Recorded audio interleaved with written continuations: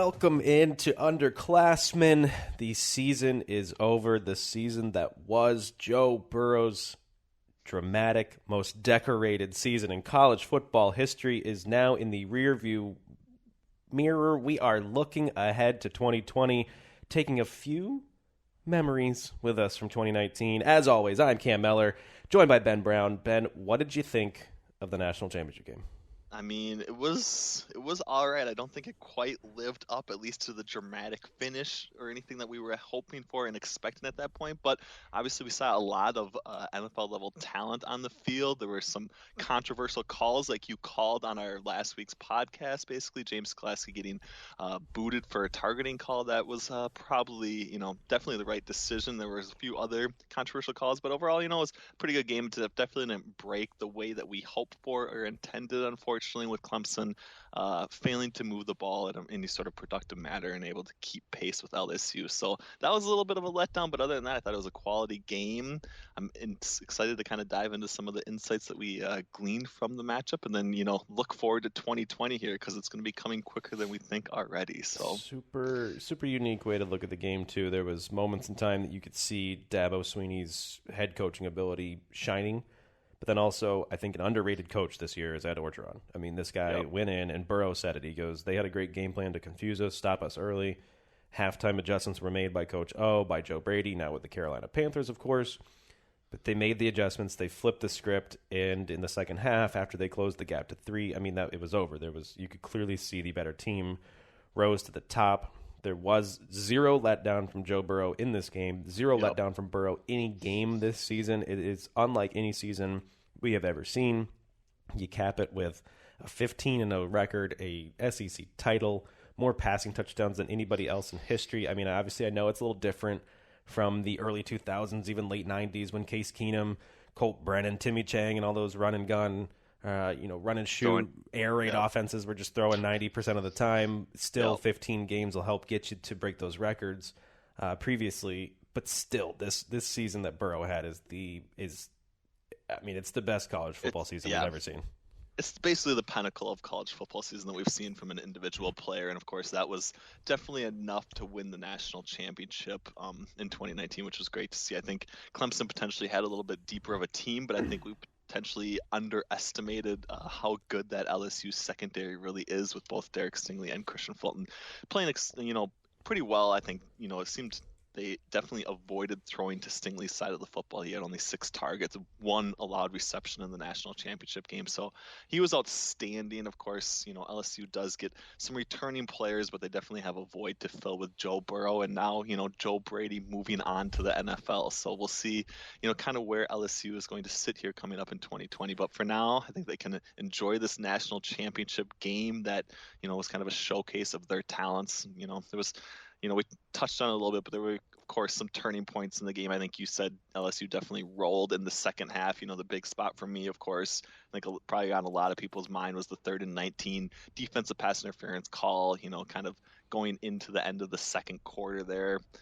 LSU ends up scoring on that drive, unfortunately, going up 11 at halftime. It kind of felt like the game was potentially over at that point. So that penalty, alone was worth 3.75 EPA. So that was, more significant than just kicking a field goal in that situation. So there was, a dramatic swing of events, unfortunately, for Clemson.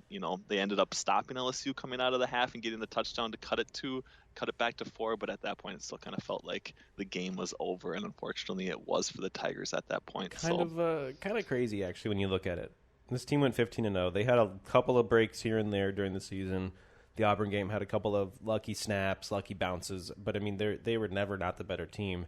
Yep. But specifically to that play, 3rd and 19, how many times in the NFL do we see a coach call a halfback draw? 3rd and 19, trying to gain 4, 5, 6, 10 yards. Who the hell cares at that point? Get a more comfortable punt. Yeah.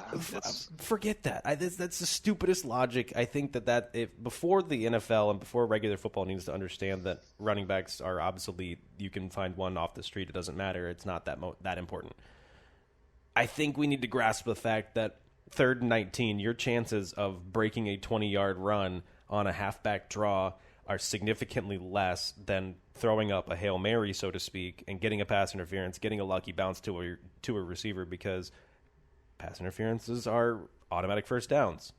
Yep. You throw one deep enough, it's essentially a punt. Who cares at that point if you're just trying to get a better punt?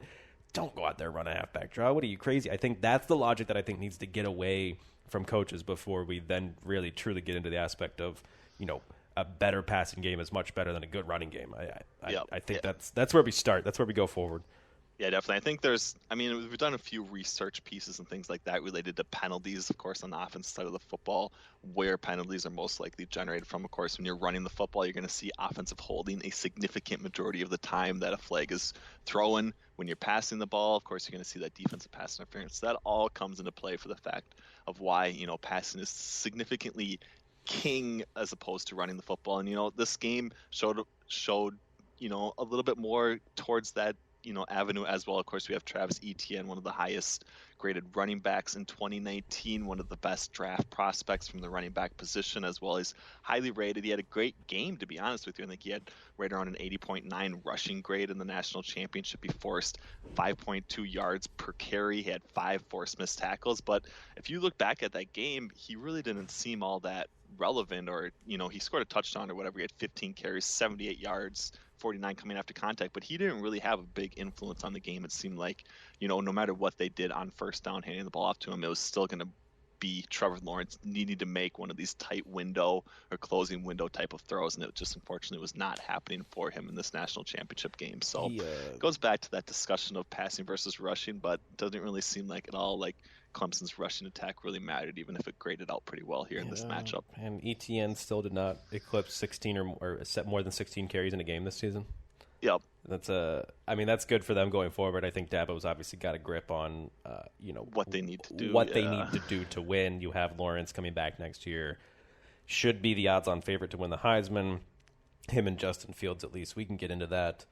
But one more thing, I think, we'd be remiss to talk some of those guys on Clemson's defense. They looked very good early on. They looked very good in the beginning of the second half. If you look at it, too, you saw the nation's, or the NFL, the next level's prototypical linebacker in action. Isaiah Simmons, this guy's all over the field, a guy who literally can change the game with a play, lined up on the defensive line for 9 snaps, lined up in the box 8 yards, and within the tackle box, essentially, if you're not aware, there's much more a better description of that. But in the box, so it could be as a middle linebacker, so to speak, as a strong safety within 8 yards of the line of scrimmage, 56 times, covered in the slot, 7 snaps, lined up as out wide as a wide cornerback 6 times, and lined up as a true free safety 6 times as well. 84 snaps, multiple positions, and did it all at an elite level still.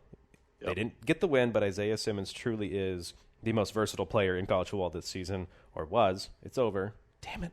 What a sad day when you realize that again. But he was the most versatile player in college football this season. I don't think that there's a question about it. Once we lost Rondell Moore in week 3, that was it. There was no other more versatile player. I know Lynn Bowden had to play quarterback. He wasn't good as a quarterback. He was a great running back.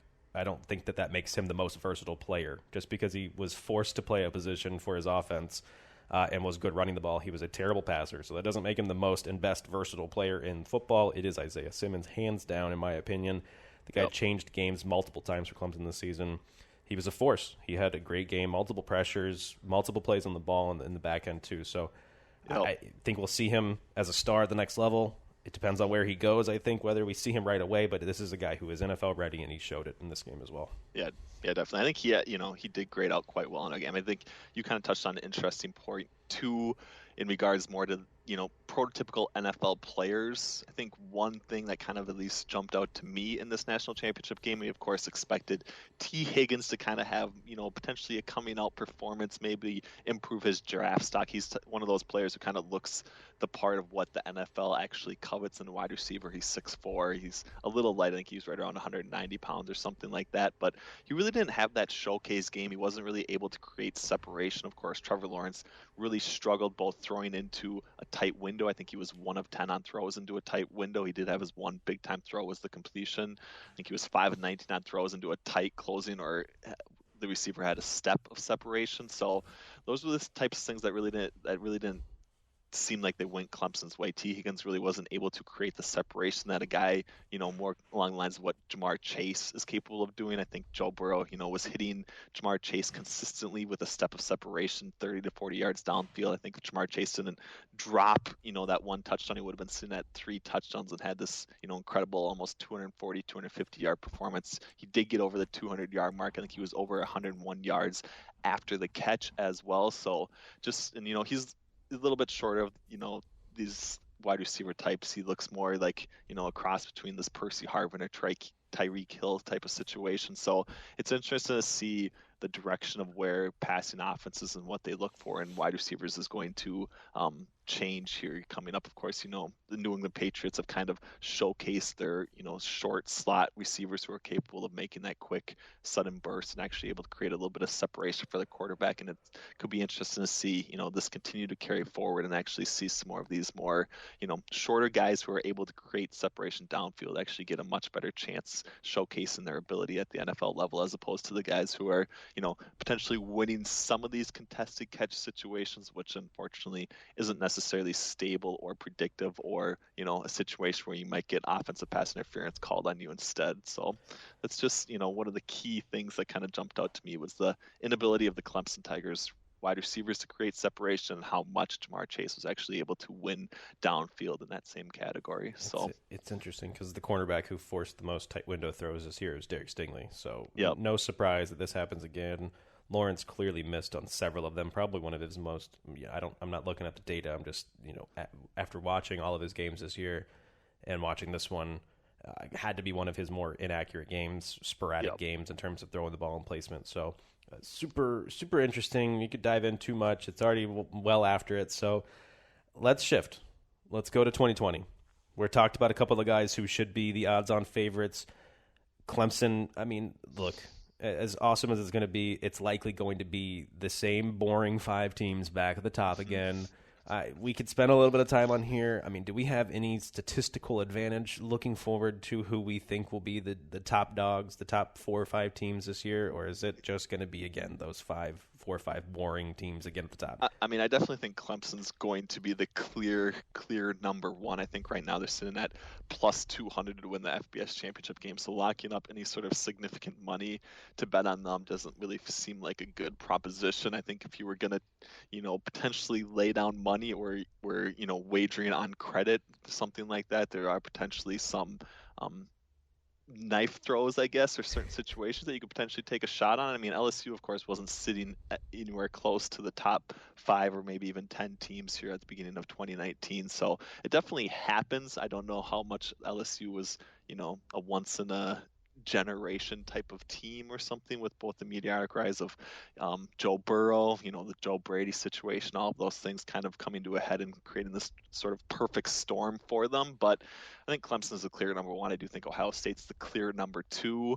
I'm interested to see what Alabama does at quarterback here, if they give the reins back over to Tualuia Tagovailoa, or if Mac Jones continues to start there. I'm not sure if you've picked up on any signals from that. It might be a long time coming before we hear anything on that avenue, but wouldn't surprise me if Saban holds on until August 31st at this point. Yeah, I hear you. We'll see. Yeah, and then Jamie Newman at Georgia, they could be, Georgia's obviously a team that we have liked. They're well built. So they are a spot that I definitely think could, sit up there in the top 4, top 5 teams as one of those guys who could potentially be in the running for playing in that 4-team playoff, hopefully. But again, we'll see how many SEC teams we get into the 2020-2021 national, semifinal round, basically at this point. So it'll be fun to watch. It'll be fun to watch these quarterback situations from these teams that have not had a quarterback question in a long time. Alabama, whether it's Jones or the next Tagovailoa. Georgia with a brand new quarterback opposite of Fromm now in Newman, a veteran guy. LSU replacing Burrow. Florida, Trask or Emory Jones. What will the leash be for Kyle Trask? Notre Dame and Ian Book coming back. And then you have Texas with Ellinger coming back. Oklahoma breaking in another new quarterback. Nobody cares at this point.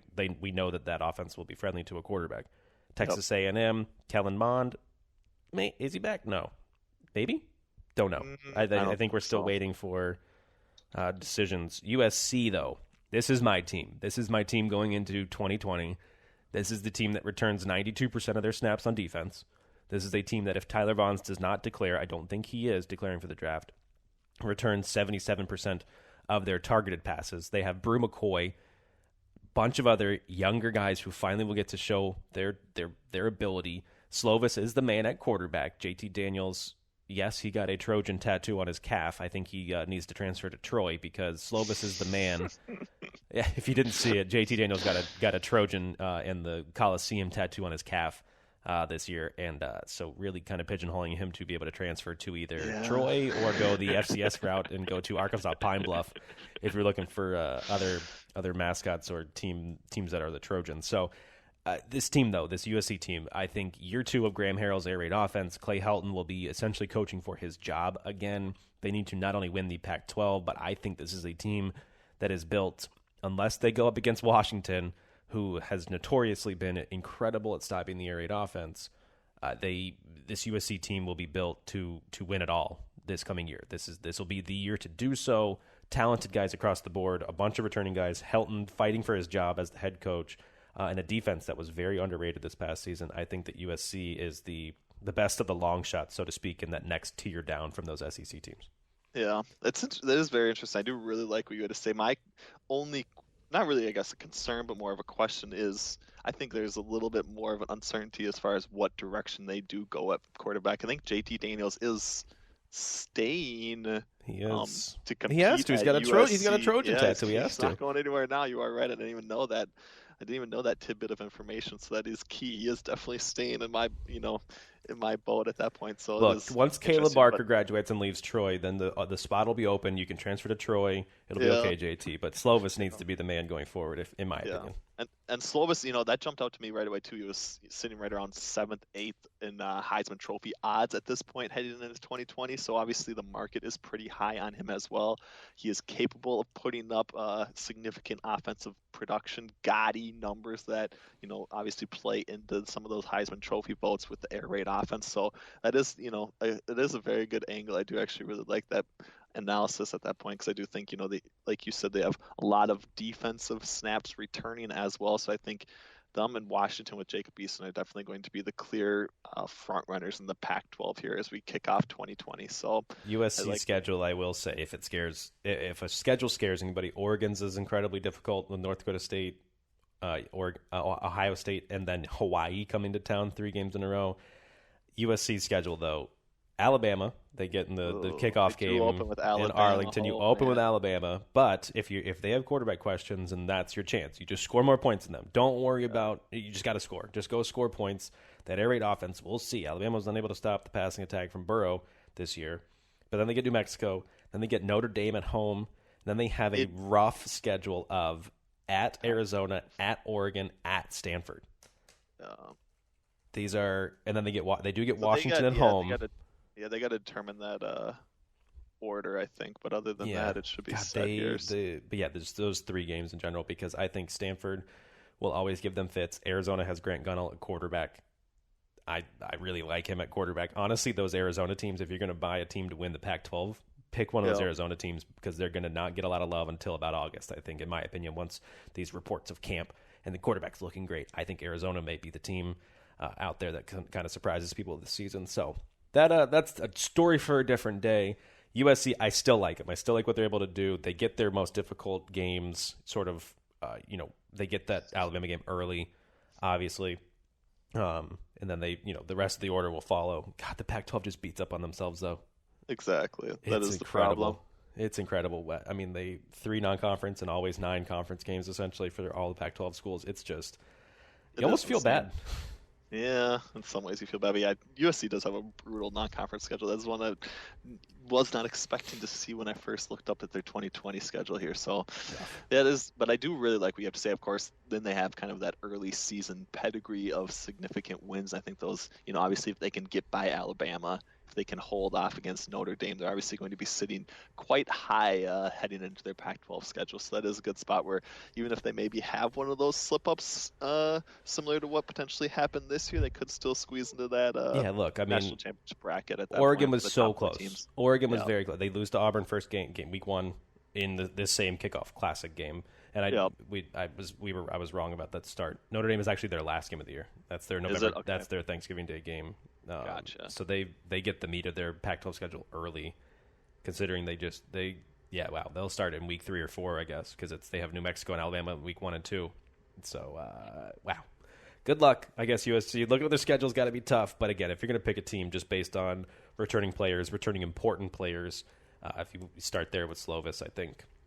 Slovis, of course, was one of our higher-ranked quarterbacks. We'll get into our final quarterback rankings of the season as well in a little bit. But Slovis is a perfect transition to looking at the favorites to win the Heisman, the early favorites. What does it say currently? Yeah, so Keenan Slovis sitting right around 8th overall in odds. I think he's tied for 7th, 8th, sitting in the same vicinity as Bo Nix. Everybody loves Bo Nix and Sam Insert Ehlinger. the barf emoji. Yeah, seriously. And Adrian Martinez from Nebraska is also sitting up there in that range, kind of after the top 5 guys at that point. So those are kind of all, there's a lot of question marks there. But like you said, I think that's kind of a group that potentially could draw in a lot of eyeballs, I think. And I think Keenan Slovis would definitely be the best option in that scenario outside of maybe Sam Ehlinger, I guess, at that point. But I've never been too high on Adrian Martinez. And, of course, everyone knows how we feel about Bo Nix at this point. So we shall see. They have both Mac Jones and Tualia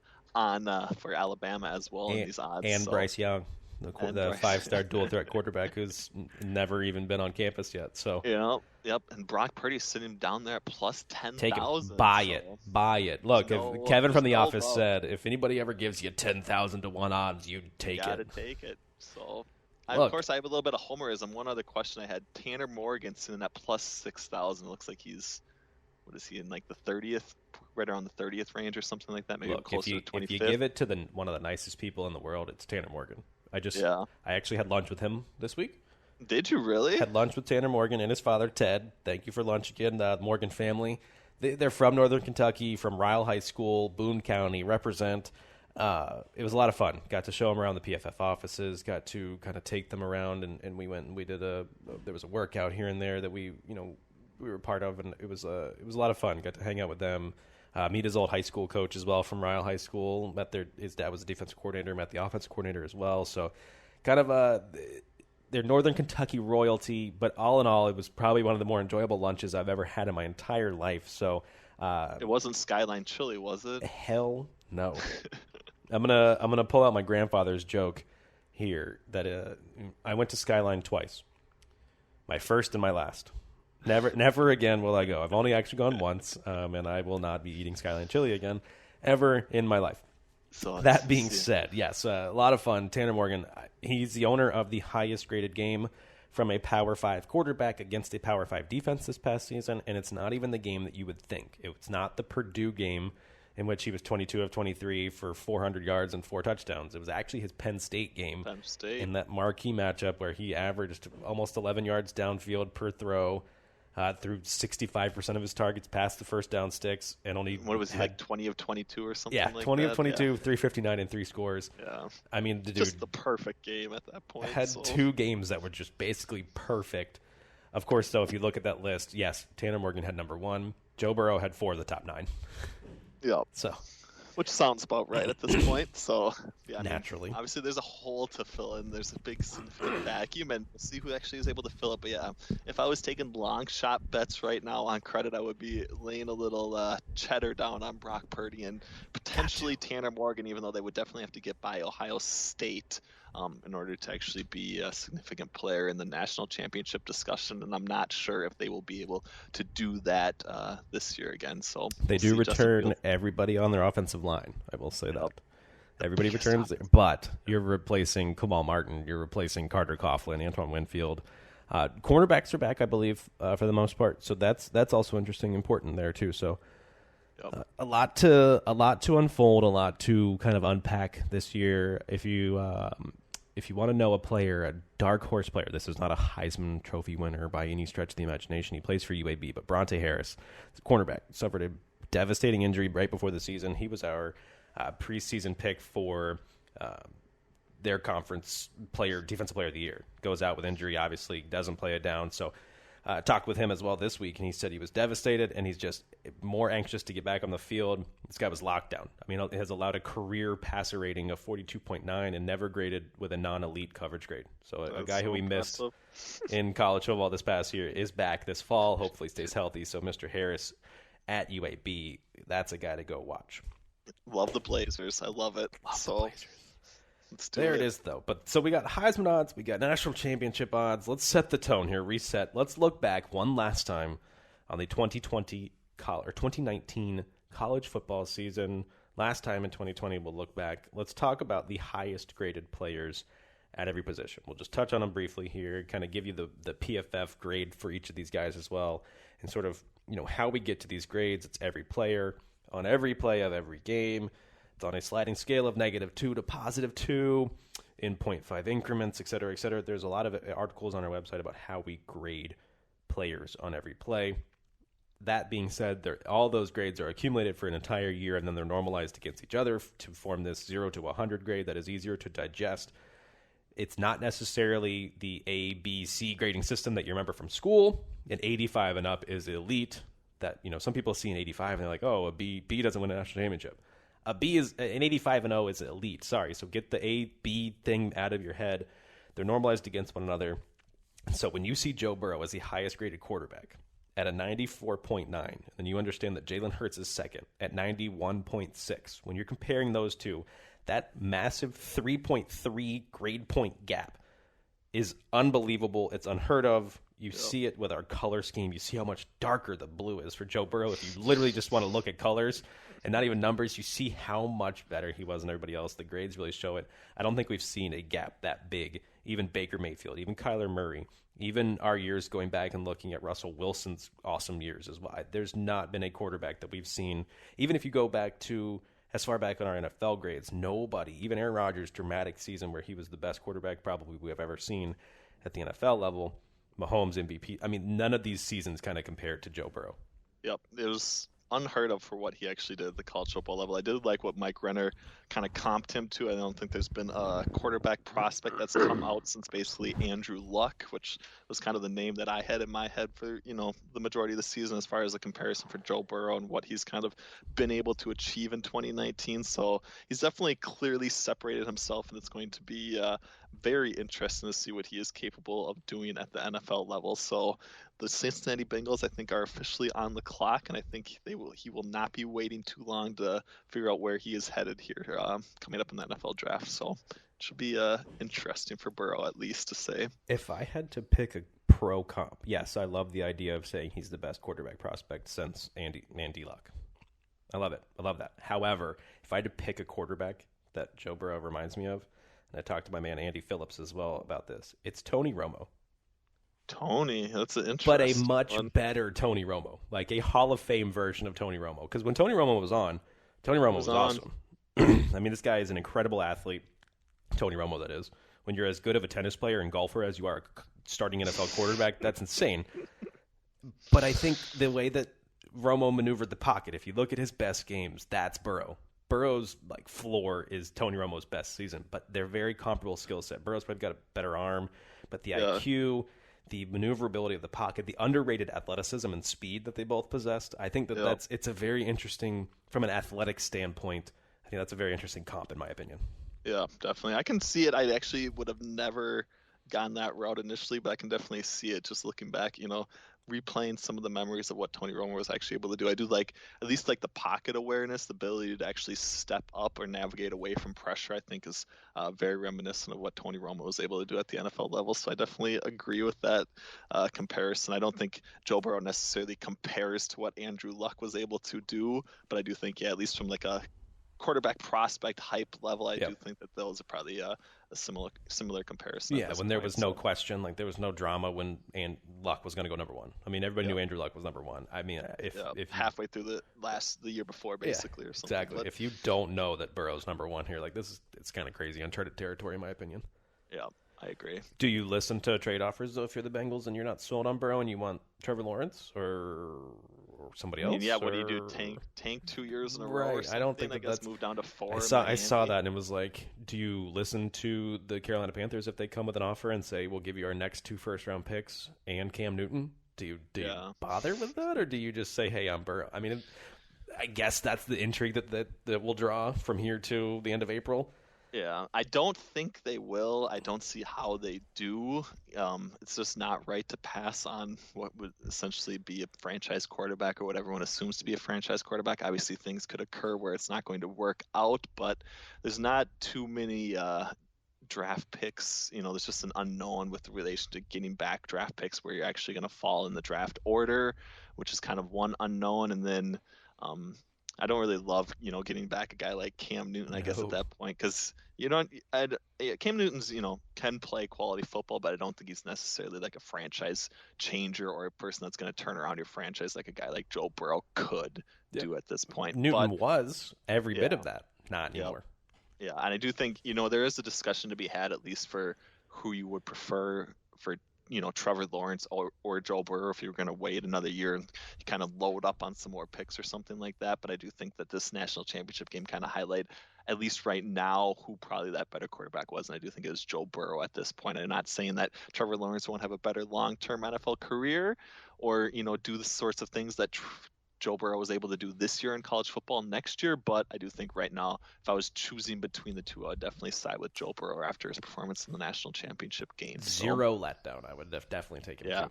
All right. Yep. Moving on. Running backs. We've talked about this guy enough on the program. I think we don't need to spend too much time, but Zach Moss is the highest graded running back, outpacing A.J. Dillon and Jonathan Taylor and Travis Etienne. For those guys that carried it over 200 times. Very amazing season for Zach Moss. If it weren't for Etienne, Zach Moss would have broken the record for most missed tackles forced per carry, just under 40%. Previous high was 33%. Obviously, Etienne breaks that record at 45% of his carries resulted in a missed tackle forced.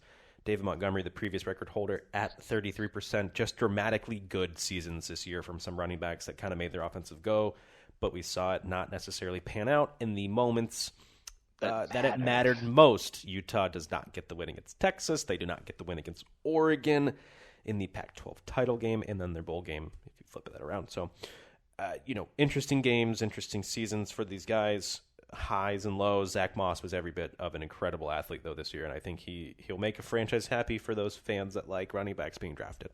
Yep. Yeah, I think, obviously, I don't think he's going to be like a day one, day two type of guy, but I do think he's going to be a little bit later, but I do think he will have potentially a productive career in the right NFL offense at this point. So it'll be fun. I do think if I was giving out the Dodd Trophy, I probably would have leaned towards Travis Etienne, but kind of what you touched on earlier, he didn't necessarily get the amount or volume of carries that a guy like Zach Moss did. It didn't seem like the Clemson offense necessarily had to rely on Etienne like the way that Zach Moss and the Utah Utes kind of did throughout at least the beginning part of the season. So, and similar, I guess that's why Jonathan Taylor does win in back-to-back years. I mean, the guy he's been the best college football running back the past 3 years. Yep. So I get it. You win back-to-backs. I understand. I'm okay with that one. So flipping to wide receiver. This one is our highest graded receiver. It's a bit of a shock to some, but if you've been around, if you listened before, or if you've watched a Tyler Johnson game at Minnesota, you understand the guy just simply makes incredible catches. Tyler Johnson, the highest graded receiver from the season, outpacing Jamar Chase, the Blitnikoff Award winner, who saw a heavy, 2 more targets than Tyler Johnson did, but had 3 fewer catches. Yes, Chase had the touchdowns, but Johnson's highs were highs. He did have quite a low with that 4th down drop that would have changed the game. I don't want to talk about it. We talked about it when it happened. Not going there now. Not going there now. But his receiving grade of 92.2 is the second highest behind Gerard Sanders of Air Force on a smaller sample size, the highest of those heavily targeted guys. So Tyler Johnson, the highest graded receiver in college football this season. Yep. 3.64 yards per route run as well. So it's just, an impressive number to put forth. And he made a living, on that slant, kind of that run pass option. I think that definitely moved the ball for the Golden Gophers. And I think it was, obviously Tanner Morgan had a great year with both receivers, Tyler Johnson and Rashad Bateman. I think hopefully he continues that going forward with just Rashad Bateman. But I do think Tyler Johnson has, some potential here in the NFL. I think he could be sitting in that, second round, I think is probably where he's going to end up. Maybe round, early third round, maybe perhaps early third at this round, point. Yeah, sitting at that. So we'll see how his workouts come in. Things Saw like that. He's definitely a prospect. He opted out of the Shrine Bowl He was there at practice, but he is going to wait to work out, I think, until Pro Day and Combine. So, don't know why, but there's some intrigue for his draft prospects because of that decision. But that's not what we're here to discuss. We'll discuss all that later, or we'll leave that to the 2-for-1 drafts, guys. The 2-for-1. There's so much to unpack for college football. Highest graded tight end, Harrison Bryant of FAU, without a doubt. He's actually the highest rated of the pass catchers this season. 92.3, a 92.7 receiving grade. The guy just did everything right. Crazily enough, too, had equally high pass blocking grades compared to his peers. So when they did leave him in to pass protect, he was not having lapses. He also run blocked very well. Harrison Bryant, the best overall tight end. And I don't think it was even close. That's why he won the Mackey, and that's why I don't think anybody even questioned who was going to win the Mackey this season. Harrison Bryant, the best tight end in college football. Yeah, and it was cool to see how they used him. Obviously, he didn't do a whole lot of pass protection. I think he only had right around 95 or 35 pass blocking snaps on the season. So he was definitely used in routes, 94 total targets. So he was a guy, he's kind of this like tweener, slot receiver sort of tight end hybrid situation. I do think he could be productive, but we'll see where he actually ends up in the NFL as well. But he was definitely deserving of, the high overall grade. I think he had great games against Charlotte and UTSA were kind of his highlights. I guess Old Dominion he played pretty well again too. So 8 of 8. He smashed the competition that was in front of him, which we talked about. It feels like that was so long ago. It was August, I think, of last year, where it's just you don't ding the athletes for playing the games that are on their schedule. Ding the athletic directors for not scheduling anything else. But if you're in the Sun Belt, if you're in the Conference USA, and you crush the opposition, that's what you should be doing. Yep, that's true. Just what he did. All right. Moving along with our highest graded chat. If you've not watched any college football, if you've not watched the award shows, if you've not listened to our podcast, then you probably don't know that Penei Sewell was the best. Damn, it's so hard to call him in with Burrow's season. The best non-quarterback on offense this season. Sewell setting records for highest grade we've given to a tackle in the Power 5. Remarkable pass blocking, remarkable run blocking, allows 7 total pressures and just 2 hits, no sacks on 491 pass blocking snaps. Yeah. Lined up at left tackle 924 times this year. Justin Herbert never, ever once had to worry about his blind side, never once had to worry about Sewell calling the protection. I mean, this guy is the best offensive player that wasn't a quarterback this season in all of college football. Yep, and noticeably absent from the 2020 Heisman Trophy list at this point, unfortunately. But I think he could potentially make another case to get into that discussion if he already got votes votes like 2020. Yeah, and he could, he's could be potentially, the best offensive line prospect we see here if he continues to play this well. I think he's still got a couple more years in college football, but I think he's definitely going to show, how good he was this year. It wasn't just a 1-year sort of situation. So I think Oregon's set at left tackle for at least the foreseeable future here. And I think we'll see how many sacks pressures he allows next year, but I'm assuming it's going to be 0 or close to it at this point here. So here's how Sewell's career is going. Highest grade we've ever given to a true freshman offensive lineman. Highest grade we've ever given to a Power 5 offensive lineman. And those are back-to-back years. What will year 3 be? Will he turn into arguably the best draft prospect from a tackle since Eric Fisher went first? I mean, are we talking about a guy who could claim first spot from Trevor Lawrence? Probably not, but that's just because we're in the level of the NFL where quarterback is king and everybody knows it. But Sewell very likely goes number 2 in the 2021 NFL draft because a left tackle is incredibly difficult to find, and a left tackle who can pass block, run block, and do everything you want him to, and moves not like a guy who's 6'6", 320. I mean, this guy moves like he is a big tight end. I love the way Sewell plays. Love the way Kevin Dotson plays for Louisiana. This guy, I mean, they run the ball super well and super often, but still 411 snaps in pass protection, allows 3 total pressures. Kevin Dotson from Louisiana, the highest graded guard in all of college football. Yep. And he should get his name called here coming up in the NFL draft as well. He's done enough at this point, I think, to get selected here in the upcoming 2020 draft. So I do like that selection, at least for the best guard in all of the FBS. And then Raging Cajuns, successful running the football this year. So amazingly too. And if you're into, dead set interior lineman, Center Matt Hennessy from Temple, the highest graded lineman. So if you saw him declare for the draft early, leaving a year of eligibility left, and you're like, hey, who the hell is this guy? It's the highest graded center in college football. He will definitely hear his name. He actually beat Tyler Biadasz for highest graded center in all of college football. So this guy, call out here too as well. John Michael Schmitz from Minnesota, the third highest graded center in college football, returns likely as the highest graded center in all of college football. So Minnesota, again, buy them if you're interested. Do they get by Ohio State? Probably not, but hey. It's fun to dream. It's fun to dream. They have the right players coming back. All right, let's go through it here too quickly. On the defensive side, we've talked about a lot of these guys. The highest graded interior defender is Jordan Elliott. We pegged him as a breakout candidate this year. Guess what happened? He broke out. Jordan Elliott, 34 pressures, elite grades in run defense and pass rushing. Elliott from Missouri. Well, sure, we were higher in Missouri for a while than everybody else, but still, amazing year from Elliott up the middle. Yep. Yeah, not much more can be said about him. Yeah, we'll see where he actually ends up here in the NFL, but I do like the call, at least, to say that he was going to be one of these productive or emerging players starting the season, and he definitely fulfilled that for us here in 2020, unlike the Missouri Tigers, unfortunately. So it was good. When they lost Cale Garrett, that was it. The season was over. They had already lost the game before that, but Cale Garrett going out really was it for them. So highest graded edge defender, obviously, is Chase Young. He winds up finishing as the highest graded player in all of college football this season. 56 total pressures, 18 sacks. The guy did it all.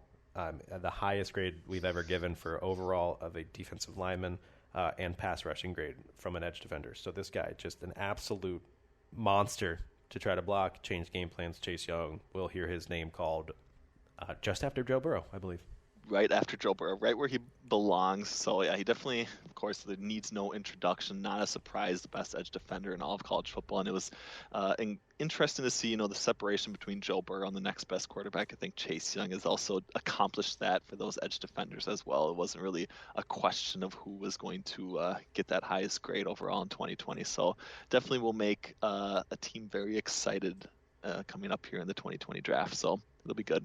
If you can get excited for somebody, he's coming out at the best possible time. Nick Bosa, Joey Bosa, and he's better than either of those two. But both of those have kind of changed their franchise's defensive lines. So really like, his pro perspective. I think Mike Renner in early October said he doesn't need to see another snap of Chase Young to know that he's the second best player in the draft. So like what he brings to the table. Highest graded linebacker, this one was close, and I want to talk about both of them at the top. But Micah Parsons from Penn State, the guy, elite grades against the run, elite grades on pass rushing, and elite grade on tackling. This guy did it all for Penn State. He's in the news a lot for this they're being sued for hazing. So moving down, Carlton Martial of Troy. This is a small school guy. If you want to watch a small school guy play elite football, 2 years Carlton Martial has been linebacking at Troy. Both seasons he's finished with a 90.9 or higher overall grade. This guy does everything at an elite level as well. Coverage is his strong suit, but also dips in 25 pressures this season on just 62 blitzes, and then an elite grade in run defense. Carlton Martial is a guy that I really like next year to possibly make the leap as the highest graded linebacker in all of college football. Yep. Yeah, I like it. I like where you're at. I do like, Micah Parsons obviously did have high quality performance in every facet of defense, especially from the linebacker position. So I do like that pick as well. I think he only had, 6 missed tackles on the season in run defense and 0 in coverage. So it's definitely a sure tackler out there for Penn State. So moving on to cornerbacks, or are we going safety here? Let's leave the best for last. So let's talk about safeties here real quick, because TCU dominated the safety grades this year. They allowed Trayvon Mooring and Ardarius Washington to just kind of roam the field.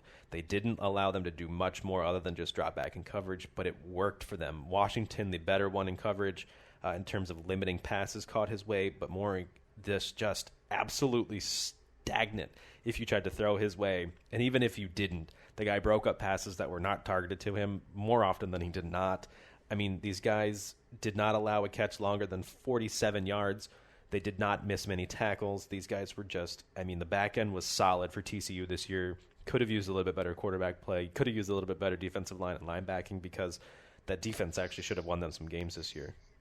Yep. Yeah. Ardarius Washington had allowed 5 total receptions in his coverage in 2019. So obviously the coverage, analysis at the safety position is a little bit more delicate because there's not really that one-on-one matchup, but still that is quite impressive to say the least for what they were actually able to accomplish. TCU had definitely one of the best defenses in all of college football in 2019. I think a lot of those good players actually return here coming up in 2020 as well. So it's definitely a team to watch here, at least from the defensive side of the football. For the Big 12, at least they might not be as many shootouts as what we typically expect in the Big 12 at this point. So I'll say it too. Max Duggan, the quarterback, he's their future. They allowed him to kind of bounce around with Alex Delton.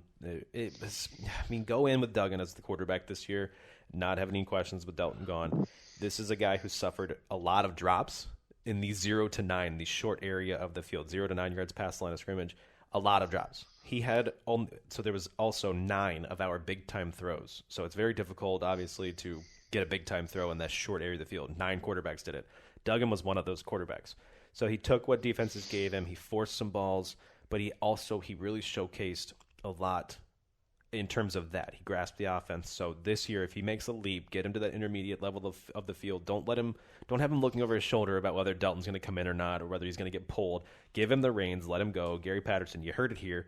Let Duggan go. Let him fly. I think he's got the ability. He's also athletic as hell. So, if it breaks down, let him run as well. Do the quarterback design game. So you lose Jalen Reagor, but you have some talent, across the field, and you have a defense that you can rely on as well. So I like what TCU may bring to the table this year if they kind of get it together and get good quarterback play from Duggan. Yep, I like it. I like where you're headed with that. So now, do you tease it any further or not? Lead me in. Just do it. I like it. Here we go. So the highest graded cornerback, true freshman, everybody's favorite, Cam's favorite. Who do we got here, Cam? Derek Stingley Jr. Not only did he grade higher than anybody in college football at the cornerback position, he played more snaps than anybody in college football. 986 times a true freshman was on the field. 590 times he was in coverage. I know they have the benefit of playing 15 total games. That's fine. For him to do what he did on those snaps, everybody says, okay, fine, you have a better chance of grading high. You also have a better chance of being burned as a quarterback. Yep. Not a lot can go right for you as a quarterback. A lot has to go right for you to get a grade that high. A stupid good year. The ability for him, for them to trust him, just absolutely 100% trusted him. They lined him up in press coverage, over 400 of those snaps as well. You don't do that. Targeted 94 times, and he allows 36 catches. That is 38.3%. So if you look at it for a quarterback's perspective, everybody knows that sub 50% is a terrible way for a quarterback to finish a game. Quarterbacks finished on the season with a 38.3% completion percentage when they targeted Derek Stingley this year. Yeah, which is just unheard of, I guess, at this point. So, 48.4 passer rating. So, it's, getting down to that level where just throwing it into the ground or spiking the football is a better scenario than throwing it at Derek Stingley. So, and we still have him for at least 2 more years here. So that's kind of the crazy point, to say the least. But this last national championship game could potentially have had the maybe the next 3 number 1 overall picks playing in it at this point. So who knows? It would make sense. We'd have to have one of these true freshman quarterbacks. Sam Howell might make claim for that as well to be the first overall pick in 2022. But hey, Stingley has every angle to do it as well. If you're going to be a cornerback that goes first, I think would he be the first one ever to go first? I think to go first overall, I believe that is true. Yes, he wouldn't be the first one to win the Heisman. I think Desmond Howard did that, but other than that, he would be the first overall cornerback selection. So it would be super interesting. They got to do the Charles Woodson treatment for him if they want him to win the Heisman. Charles Woodson, that's what put him on offense. He was a wide receiver in high school, so it honestly wouldn't surprise me for a coach like Edo to put Stingley as a receiver. They already returned punts for him, return kicks, do everything to kind of get him that Heisman. He had a Heisman-level season this year. I think the Alabama game would have tarnished any sort of, he was burned those 2 times by Devontae Smith for long touchdowns. Yep. One of them, yes, he was looking to his sidelines. I feel like there's the Barry Bonds home run record, and everybody knows there's an asterisk on it.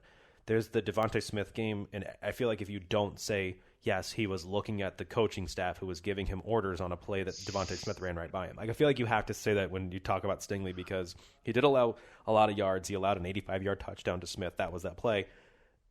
Outside of that, though, the guy did not. After that Alabama game, it was like he said, that's it. no more, because not allowing any catches essentially after that, targeted heavily. I mean, this guy did everything you could possibly want a true freshman 5-star cornerback to do. I mean, it was almost unbelievable. After the Alabama game, allowed just 11 catches, no catch longer than 19 yards. And that came against Georgia in the SEC title game, in a game he was targeted 16 times. This is 16 targets against Georgia. Yeah, it's the most impressive true freshman quarterback season I've ever seen, I can ever remember for a guy. I mean, this is on par with like Trevor Lawrence's true freshman season, probably even better, because I mean, they trusted him, and he made Christian Fulton and Grant Delpit an complete afterthought. And you're talking about guys that are likely going to go in the top 15, top 20 of the draft. He made them an afterthought when you talk about their defense. Yeah, definitely. I mean, of course, this is cherry picking a little bit, but after that Alabama game, like you touched on, 28.2% completion percentage allowed for Derek Stingley, passer rating of 26.8. So he had 11 receptions allowed on 39 targets, 1 touchdown allowed during that time frame. That was, of course, against the Georgia game, where he saw 16 targets. Unreal. So that is wild, to say the least. But yeah, he's done everything possible. He had 9 forced incompletions during that time frame, so he had almost as many forced incompletions as completions allowed over that stretch of games as well, which is next to unheard of, I guess, at this point. So stupid good. Yeah. So he's definitely the real deal, to say the least, and definitely lived up to the hype in his true freshman campaign. And he will be definitely one to watch here coming up in the next 2 seasons before he probably declares early for that NFL draft. Continues on the LSU Tiger cornerback tradition at this point. DB position. I think they have the claim. I think if you look at it, I think we had our All-Pro team this year was all LSU defensive backs. So I think they have the claim for DBU this year, and going forward, I believe it is LSU. I said it on the radio in Charlotte with my man at ESPN, Jerry V. Derek Stingley will be bored for the next 2 years. He will be bored. He was the most targeted cornerback in college football this year because they avoided Christian Fulton and Grant Delpit. They will avoid Derek Stingley the next 2 years. He will be the most bored player in college football because they just know better, and they will know not to target him. Every offense will have watched the tape and said, nope, not going to go after him. Sorry, can't do it. So he will be bored for the next 2 years, in my opinion. He's restarting the Revis Island at this point, but he should be able to, almost completely lock down one side of the football field for LSU, which will definitely help their defense and maybe their rebuilt offense kind of break out the kinks here to start 2020. So we'll see where Cordell Float will have a bunch of opportunities to show that he's also just as good as one of those cornerbacks in LSU. So I like what Float brings to the table too. So I like it. We talked about a lot. We talked about some future here, some maybe some early Heisman dark horses as well, some championship odds for next year, highest graded players. We talked about the 2019-2020 National Championship game as well. That ties the bow from us at Underclassmen on this past season. We'll have a lot to talk about. There's transfer quarterbacks. There are coaching changes. There are still coaching vacancies and players in the transfer portal. There are early declarations for the draft to happen. So make sure you come back next week and the week after. We will be back discussing it all as it pertains to the next season. But yeah, for Ben Brown and myself, Cam Mellor, this has been an incredible season. Thanks for coming on this journey with us. Is there any closing remarks from the year that you want to give? It was a fun year. I appreciate everyone tuning in, and we will be back coming in, on the off season to touch on a lot of these interesting topics. And then 2020 is just a stone's throw away at this point. So we'll be back here stronger than ever. Get me excited. So excited. So check it out. We'll have a bunch of content as well on PFF.com. We're flipping heavily to the draft. So all these players you heard us talk about that will be drafted, we will get the new eyes of Mike Renner on them as well. And Steve Palazzolo going to dust off the draft chops and talk about their progress as they proceed into the offseason and into that next level. So for us at Underclassmen, we will be back and we will talk a lot more about those guys returning to college football and not focus as much on the draft. So like where we're going this year. We're going to get better next year, this year as well on the Underclassmen. So thank you for listening all year long. For Ben Brown, I'm Cam Mellor.